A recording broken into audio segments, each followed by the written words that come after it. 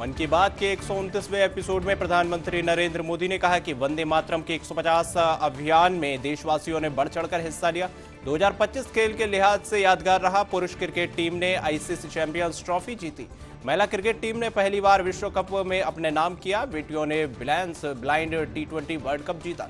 Asia cup की T20 में तिरंगा लहराया और पैरा एथलीटों ने विश्व चैंपियनशिप में पदक जीते। कांग्रेस के राष्ट्रीय अध्यक्ष मल्लिकार्जुन खड़गे ने कहा कि सोनिया गांधी के अध्यक्ष काल में यूपीए सरकार ने नागरिकों के अधिकार की रक्षा को मजबूत किया। डॉक्टर मनमोहन सिंह के प्रधानमंत्री काल में आरटीआई, आरटीई, खाद्य सुरक्षा, मनरेगा और भूमि अधिग्रहण जैसे ऐतिहासिक कानून बने जिन्हें दुनिया ने सराहा। उन्होंने कांग्रेस के समाज को आगे बढ़ाने की सोच और महात्मा गांधी के सामाजिक सुधार पर बल दिया। कांग्रेस नेता शशि थरूर ने दिग्विजय सिंह के आरएसएस की संगठनात्मक ताकत की तारीफ करते हुए कांग्रेस के 140 साल के इतिहास भी बहुत कुछ सीखने को कहा। उन्होंने कहा कि अनुशासन सीखना हर पार्टी के लिए जरूरी है। दिग्विजय सिंह ने इस बारे में सीधे पूछ सकते हैं। कांग्रेस के राष्ट्रीय अध्यक्ष मल्लिकार्जुन खड़गे ने कहा कि कांग्रेस के 140वें स्थापना दिवस के मौके पर दिल्ली स्थित इंद्र भवन पर पार्टी का ध्वज फहराया गया है। इस अवसर पर कांग्रेस कार्यकर्ताओं ने इसमें भाग लिया है। स्थापना दिवस की खुशियां मनाई। कांग्रेस नेता सचिन पायलट ने कहा कि कांग्रेस दुनिया की सबसे पुरानी और व्यवस्थित पार्टियों में से एक है। स्थापना दिवस पर पार्टी दोबारा संकल्प लेगी। कांग्रेस के मूल्य और विचार पूरे देश में व्यापक हैं। उन्होंने कहा कि नरेगा खत्म करने की साजिश के खिलाफ देश भर में कांग्रेस अभियान चलाएगी। अदालत के मामलों में मजबूती से पक्ष रखेगी। कांग्रेस नेता गुलाम अहमद मीर ने दिग्विजय सिंह द्वारा आरएसएस की संगठनात्मक ताकत की तारीफ करते हुए कहा कि मीडिया में जो दिखाया जा रहा है वह उनके बयान में जमीन आसमान का फर्क है। उन्होंने बताया कि यह केवल एक संदर्भ था और कांग्रेस आरएसएस से सीखने की बात नहीं मानती। केंद्रीय मंत्री गजेंद्र सिंह शेखावत ने अरावली हिल्स का मामला कांग्रेस द्वारा मुद्दा बनाने का उदाहरण दिया और कोर्ट के बयान का राजनीतिक लाभ उठाने के लिए इस्तेमाल किया गया। जैसे ही स्पष्टीकरण नोटिस जारी किया गया, मामला तुरंत साफ हो गया। कांग्रेस नेता पवन खेड़ा ने कहा कि अरावली को बचाना देश और सबके लिए जरूरी है। उन्होंने महिला सुरक्षा के मुद्दे पर चिंता जताते हुए सत्ताधारी दल के कथित रवैये पर दुख व्यक्त किया। मनरेगा पर उन्होंने कहा कि मजदूर और लाभार्थी इसे स्वीकार करने से इनकार कर रहे हैं। असम के सीएम हेमंत बिश्व शर्मा ने कहा है कि केंद्रीय गृह मंत्री अमित शाह आज रात 11 बजे गुवाहाटी पहुंचेंगे। जो 2 दिवसीय यात्रा के दौरान वे कई विकास परियोजनाओं का उद्घाटन कर जनता को संबोधित करेंगे।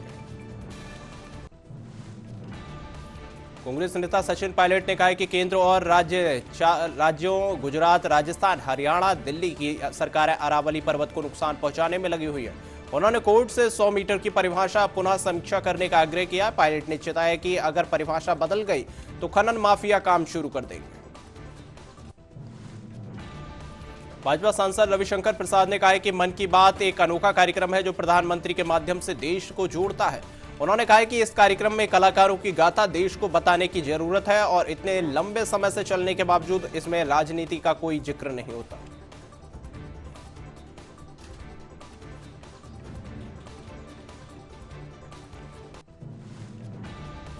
मन की बात के 129वें एपिसोड में प्रधानमंत्री नरेंद्र मोदी ने कहा है कि आईसीएमआर की हालिया रिपोर्ट में निमोनिया और यूटीआई जैसी बीमारियों, एंटीबायोटिक दवाओं का प्रभावशीलता कम होने की चिंता जताई गई है। उन्होंने बताया कि इसका प्रमुख कारण लोगों द्वारा बिना विचार किए गए एंटीबायोटिक दवाओं का इस्तेमाल किया गया। हर महीने के अंतिम सप्ताह में प्रधानमंत्री नरेंद्र मोदी मन की बात कार्यक्रम के माध्यम से देशवासियों से सीधे जुड़ते हैं। हरियाणा के मुख्यमंत्री नायब सिंह सैनी ने इस पहल को सराहा करते हुए कार्यक्रम लोगों के बीच संवाद और जनभागीदारी को बढ़ावा देता है। रक्षा मंत्री राजनाथ सिंह ने पूर्व केंद्रीय मंत्री अरुण जेटली की जयंती पर उनकी प्रतिमा पर श्रद्धांजलि अर्पित कर पुष्पांजलि अर्पित की। इस अवसर पर राजनाथ सिंह जी और जेटली के योगदान को याद करते हुए उन्होंने सम्मानित किया। राष्ट्रीय सम्मेलन के सांसद लहुल्लाह मेहदी ने आरक्षण के मुद्दे पर छात्रों की कार्रवाई की जानकारी देते हुए सरकार को चेतावनी दी है। उन्होंने कहा कि अगर उनकी मांग पूरी नहीं होती है तो वे रविवार को विरोध प्रदर्शन करेंगे। संसद के आवास के बाहर सुरक्षा कड़ी कर दी गई। भाजपा सांसद रविशंकर प्रसाद ने कहा कि कांग्रेस नेता दिग्विजय सिंह अब राजनीतिक समझ आ रही है कि भाजपा संगठन मजबूत है। उन्होंने दिग्विजय द्वारा मोदी अडवाणी की तस्वीर शेयर करने की तारीफ करते हुए लेकर टिप्पणी की। झारखंड भाजपा अध्यक्ष बाबूलाल मरांडी ने कहा है कि कांग्रेस नेता दिग्विजय सिंह जो हमेशा भाजपा और आरएसएस के आलोचक रहे हैं, अब राहुल गांधी और कांग्रेस को देखकर मान रहे हैं कि बड़ा नेता बनने के लिए संघ और भाजपा और प्रधानमंत्री मोदी से सीखना बेहद जरूरी है। उन्होंने इसे सकारात्मक कदम भी बताया। बिहार मंत्री रामकृपाल यादव ने कहा है कि प्रधानमंत्री मोदी के मन की बात के माध्यम से एक अद्भुत पहल शुरू की गई है जो भविष्य में जारी रहेगी। कार्यक्रम में प्रधानमंत्री मोदी खेल, विज्ञान और शोध जैसे विभिन्न क्षेत्रों के लोगों की कहानियां साझा करते हैं। उन्होंने कहा कि भारत भाषाओं और बोलियों के बावजूद एकजुट है और प्रधानमंत्री मोदी देश के काम करने वाले लोगों को बड़ा मंच दे रहे हैं। बीजेपी नेता रमेश बिधूड़ी ने कहा कि पूर्व केंद्रीय मंत्री अरुण जेटली का बहुमुखी व्यक्तित्व था। उन्होंने पार्टी और सरकार दोनों मामले में कार्यकर्ताओं का मार्गदर्शन किया, उनकी चिंता की और आगे बढ़ाया। आज बीजेपी की मजबूत स्थिति इसका श्रेय अरुण जेटली जैसे समर्पित नेताओं को जाता है। उन्होंने पार्टी के विकास में थकावट न मानी। गोवा के मुख्यमंत्री प्रमोद सावंत ने सांखली में आयोजित जनता दरबार के दौरान लोगों की समस्याओं को सुना और उनका समाधान सुनिश्चित करने के निर्देश दिए। सुप्रिया श्रीनेत ने कहा कि दिग्विजय सिंह के आरएसएस की ताकत संबंधी बयान को बीजेपी तोड़ मरोड़ कर पेश कर रही है। उन्होंने जोर देकर कहा कि भारत ने ब्रिटिश हुकूमत के अन्याय के खिलाफ स्वतंत्रता संग्राम जन आंदोलन बनाकर लड़ा, इसलिए किसी से सीखने की जरूरत नहीं बल्कि हम लोग सब सीखें। जम्मू के एडीजीपी आनंद जैन ने बताया कि रन फॉर यूनिटी में इस साल पिछले साल की तुलना में 2 गुना लोग शामिल हुए हैं। कार्यक्रम जम्मू पुलिस और नागरिकों के सहयोग से किया गया। सुरक्षित समाज और स्वस्थ युवाओं के संदेश का प्लेटफॉर्म है। इससे युवाओं को नशे के विरोध में भी संदेश मिलता है। बिहार के मुख्यमंत्री नीतीश कुमार ने पूर्व केंद्रीय मंत्री अरुण जेटली की जयंती पर राजकीय समारोह में भाग लिया। उन्होंने बिहार सरकार के कई मंत्रियों के साथ दिवंगत नेता की प्रतिमा पर माल्यार्पण कर उन्हें श्रद्धांजलि अर्पित की। अडानी ग्रुप के चेयरमैन गौतम अडानी, महाराष्ट्र के उप मुख्यमंत्री अजीत पवार और एनसीपी प्रमुख शरद पवार ने आर्टिफिशियल इंटेलिजेंस में Sharad Pawar centre of excellence के उद्घाटन कार्यक्रम में हिस्सा लिया। प्रधानमंत्री मोदी के मन की बात के 129वें एपिसोड में कहा है कि जम्मू कश्मीर के बारामूला में जयहनपोरा के ऊंचे टीले पुरातत्वविदों की नजर में आए हैं। ड्रोन और मैपिंग से पता चला है कि ये प्राकृतिक नहीं बल्कि इंसान निर्मित बड़े भवन के अवशेष हैं। फ्रांस के संग्रहालय में मिले चित्र ने बौद्ध स्तूपों की पहचान कर इतिहास को जीवंत किया है। कांग्रेस प्रवक्ता सुरेंद्र राजपूत ने उन्नाव रेप केस में कहा है कि कांग्रेस पीड़िता और उनके परिवार के साथ पूरी तरह खड़ी है। उन्होंने कहा कि यूपी में भाजपा सरकार के कारण पीड़िता की सुरक्षा सुनिश्चित होनी चाहिए। राहुल गांधी, सोनिया गांधी और पूरी पार्टी सड़क से सुप्रीम कोर्ट तक न्याय दिलाने में उनका साथ देगी। ओडिशा के अंगुल में केंद्रीय शिक्षा मंत्री धर्मेंद्र प्रधान ने स्वच्छ सुंदर और संभुज अंबुल अभियान में भाग लेकर स्वच्छता और पर्यावरण संरक्षण को बढ़ावा दिया। महाराष्ट्र में अडानी ग्रुप के चेयरमैन गौतम अडानी और डिप्टी सीएम अजीत पवार ने पुणे में बारामती में Sharad Pawar centre of excellence in artificial intelligence का दौरा किया और केंद्र की गतिविधियों का अवलोकन किया। मन की बात के 129वें एपिसोड में प्रधानमंत्री मोदी ने मणिपुर के सेनापति जिले की चौकून क्रिचेन की कहानी बताई। पारंपरिक खेती के अनुभव को फूलों की खेती में बदलकर उन्हें स्थानीय कम्युनिटी को सशक्त किया और अलग अलग मार्केट से जोड़ा। प्रधानमंत्री ने कहा कि पारंपरिक ज्ञान को आधुनिक दृष्टि से आगे बढ़ाना आर्थिक प्रगति का बड़ा माध्यम बन सकता है। कांग्रेस नेता टीएस सिंहदेव ने कहा है कि भाजपा ने मनरेगा का मूल्य उद्देश्य समाप्त कर दिया। उन्होंने बताया कि मनरेगा में मजदूरों को काम मांगने का अधिकार था, लेकिन भाजपा ने इसे उलटकर काम देने का समय तय कर दिया है, जिससे राइट टू वर्क खत्म हो गया है, मनरेगा का सार समाप्त हो गया। कांग्रेस नेता अलका लांबा ने 140वें स्थापना दिवस पर उन्होंने कार्यकारी बैठक में मनरेगा पर चर्चा की। उन्होंने आरोप लगाया कि भाजपा ने मनरेगा का स्वरूप बदलकर इसे बर्बाद कर दिया। 5 जनवरी 2026 से पूरे देश में मनरेगा बचाव आंदोलन शुरू किया जाएगा। मनरेगा को पुराने स्वरूप में लौटाने की तैयारी है। भाजपा नेता राम कदम ने कहा है कि कांग्रेस नेता दिग्विजय सिंह द्वारा मोदी अड़वाड़ी की तस्वीर शेयर करना उनके दिल की सच्चाई थी। उन्होंने बताया कि कई कांग्रेस दिग्गज नेता प्रधानमंत्री के साथ काम करना पसंद कर रहे हैं। कांग्रेस का दबाव उनके बयान को बदलने में भी सच छिपा हुआ है। कांग्रेस नेता राजीव शुक्ला ने कहा है कि दिग्विजय सिंह पार्टी के पूरी तरह खड़े हुए और जुड़े हुए नेता हैं। उनका यह कहना कि राष्ट्रीय स्वयंसेवक संघ की तारीफ को बड़ा चढ़ाकर बेवजह पेश किया जा रहा है, इस तरीके का कोई विवादास्पद बात नहीं है। कन्याकुमारी में छमाही छुट्टियों के दौरान बड़ी संख्या में पर्यटक और अय्यप्पन भक्त पहुंचे। उन्होंने तीनों समुद्रों के संगम पर स्नान किया, सूर्योदय देखा और प्रमुख स्थलों का दौरा किया। भारी भीड़ को देखते हुए पुलिस ने सुरक्षा व्यवस्था करी। बारामती में अडानी ग्रुप के चेयरमैन गौतम अडानी ने Sharad Pawar artificial intelligence of excellence के उद्घाटन में ऐतिहासिक समय बिताया और वहां मौजूद होकर सम्मानित महसूस किया। चेन्नई में दिवंगत डीएमडी के संस्थापक विजयकांत की दूसरी पुण्यतिथि पर लोग उनकी तस्वीर पर पुष्पांजलि अर्पित कर श्रद्धांजलि दे रहे हैं।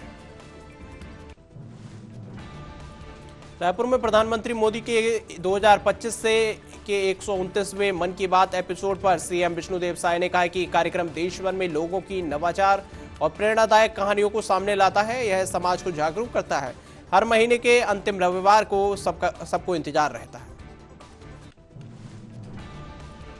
गुवाहाटी में केंद्रीय मंत्री सर्बानंद सोनोवाल ने कहा है कि प्रधानमंत्री मोदी के मन की बात कार्यक्रम से देशवासियों का उत्साह और आत्मविश्वास दोगुना हुआ है। उन्होंने बताया कि प्रधानमंत्री मोदी के नेतृत्व में भारत आत्मनिर्भर बनेगा, दुनिया में सबसे मजबूत और विकसित राष्ट्र के रूप में उभरेगा। लखनऊ में लोक गायिका नेहा सिंह राठौर ने कहा है कि उनके अधिकतर गीत बेरोजगारी और महंगाई पर आधारित हैं। उन्होंने बताया कि उनका गीत यूपी में काबा सबसे लोकप्रिय रहा। जम्मू में नेशनल कॉन्फ्रेंस के वरिष्ठ नेता शेख वसीर ने कहा है कि सोशल मीडिया किसी के बयान का जवाब देना लोकतंत्र का हिस्सा है। उन्होंने बताया कि प्रधानमंत्री मोदी को लोगों ने चुना है, उनकी आलोचना या हर दल उनका नागरिक अधिकार है। बीजेपी प्रवक्ता शहजाद पूनावाला ने कहा कि सैम पित्रोदा ने बांग्लादेश की स्थिति के लिए भारत को दोषी ठहराया है। उन्होंने आरोप लगाया कि पित्रोदा जिहादियों का बचाव कर रहे हैं। 26/11 और पुलवामा में पाकिस्तान को क्लीन चिट दे दी और अब दावा कर रहे हैं कि बांग्लादेश में हिंदुओं का कत्लेआम हो रहा है। मन की बात के 129वें एपिसोड में प्रधानमंत्री मोदी ने कहा कि 2025 ने भारत को गौरव के कई पल दिए हैं। ऑपरेशन सिंदूर हर नागरिकों के लिए गर्व बन गया। देश ने सुरक्षा, खेल, विज्ञान और अंतर्राष्ट्रीय मंचों पर अपनी ताकत दिखाई है। 2026 दस्तक देने वाला है। हम नए साल की तैयारियों में जुटे हुए हैं। शिवसेना यूबीटी सांसद संजय राउत ने कांग्रेस नेता दिग्विजय सिंह से सवाल किया कि अब बीजेपी और आरएसएस की संगठनात्मक ताकत की तारीफ करने के बाद उनका रुख क्यों बदल गया। राउत ने कहा कि आरएसएस स्वतंत्रता संग्राम में नहीं था, 50 साल तक ध्वज नहीं फहराया, देश में सांप्रदायिक तनाव की जिम्मेदार रहा। कांग्रेस नेता अधीर रंजन चौधरी ने कहा कि कांग्रेस ने 140 वर्षों में धर्मनिरपेक्षता, आम जनता के हित में लोकतंत्र की मजबूती का प्रतिनिधित्व किया। आज का दिन पार्टी के आदर्शों और दृष्टिकोण को आगे बढ़ाने का संकल्प लेने का अवसर है। कांग्रेस नेता पवन खेड़ा ने दिग्विजय सिंह के आरएसएस की संगठनात्मक ताकत की तारीफ करते हुए आरएसएस से सीखने जैसा कुछ नहीं है। उन्होंने गोडसे से जुड़ी इस संस्था को गांधी द्वारा स्थापित संगठन के सामने अनुकरणीय नहीं बताया।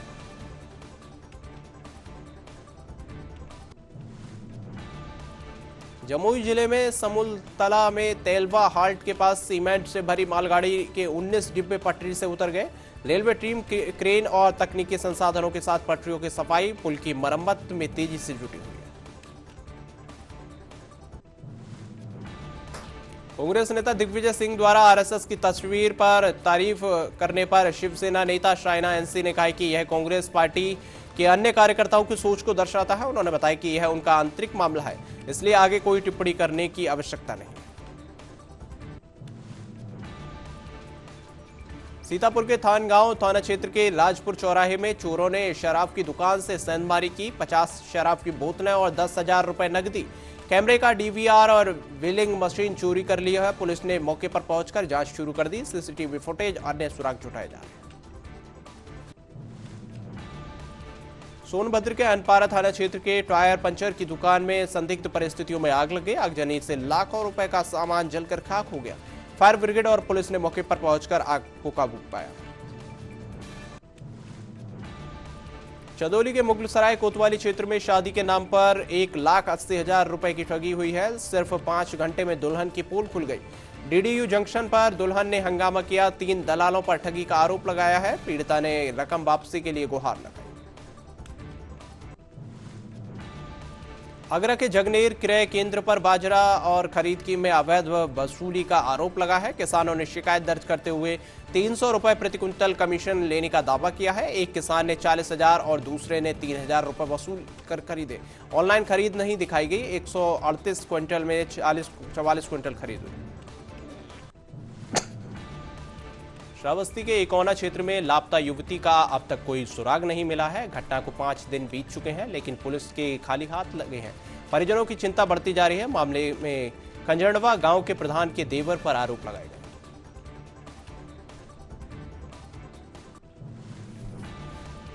ललितपुर में पुलिस और आबकारी टीम ने संयुक्त छापेमारी कर 150 लीटर अवैध कच्ची शराब बरामद की है। कार्रवाई कोतवाली क्षेत्र में ड्रोन कैमरे की मदद से की गई।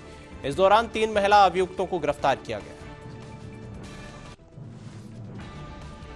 बरेली में साइबर ठगी ने रोहिलखंड विश्वविद्यालय की फर्जी क्लेम वेबसाइट बनाकर छात्र छात्राओं से ठगी की है।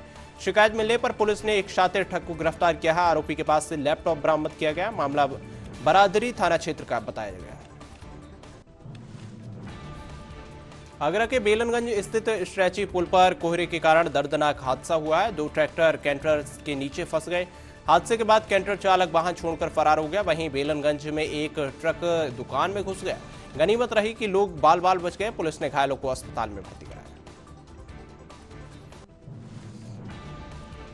कानपुर के रजिस्ट्रार कार्यालय में आईटी की क्राइम इन्वेस्टिगेशन टीम की छापेमारी में करीब 500 करोड़ रुपए की विसंगतियां सामने आई हैं। जांच में 2020 से 21 के दौरान रजिस्ट्रियों में लगे पैन कार्ड में गड़बड़ियां पाई गई हैं। निबंधन कार्यालय ने 400 संपत्तियों की क्रॉस चेकिंग शुरू कर दी। जगतगुरु रामभद्राचार्य के बयान पर प्रतिक्रिया देते हुए वक्ता ने कहा कि आज के दौर में छोटा परिवार सुखी परिवार ही सही है। महंगाई बढ़ रही है, नौकरी और आय सीमित है। 3 से 4 बच्चे पैदा करना आसान है, लेकिन उन्हें अच्छी शिक्षा और सुविधाएं देना बेहद कठिन है। अमरोहा में फास्ट फूड खाने से एक छात्रा की मौत के मामले में डीएम निधि गुप्ता ने अभिभावकों से अपील की है। उन्होंने कहा कि बच्चों को मिलावटी और असुरक्षित फास्ट फूड से दूर रखें। प्रशासन मामले की गंभीरता में लगा। जनता उन्नयन पार्टी के संस्थापक हुमायूं कबीर ने कोलकाता में कहा कि मुर्शिदाबाद जिले के बाद उन्हें बहुत प्यार दे रहे हैं। उन्होंने मुस्लिम समाज के मजलिसों में बुलाए गए जाने पर लोगों से बातचीत के प्रयासों के लिए आभार व्यक्त किया है। इसे अल्लाह की मेहरबानी बताया। केंद्रीय शिक्षा मंत्री धर्मेंद्र प्रधान ने अंगुल के अंगुल नगर पालिका के तहत 27 करोड़ रुपए से अधिक की विभिन्न विकास परियोजनाओं का उद्घाटन किया। नई परियोजनाओं की आधारशिला रखी।